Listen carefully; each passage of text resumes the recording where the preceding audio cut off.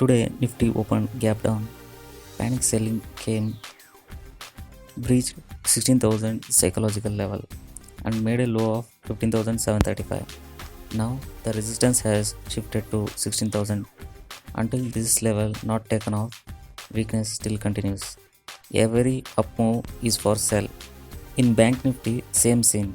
It also opened gap down, breached psychological level 34,000. Currently, there is no strength in the market. Market will become bullish only when 34,000 level is taken off.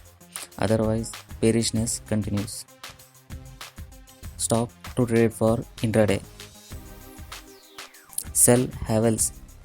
It is trading below 200 EMI and also formed bearish engulfing. It spent a lot of time at 1200 levels, then broke. Sell below 1195, stop loss 1205, target 1185. Sell Crompton Greaves.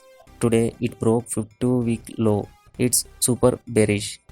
Sell below 343, SL 348, target 339 and 337.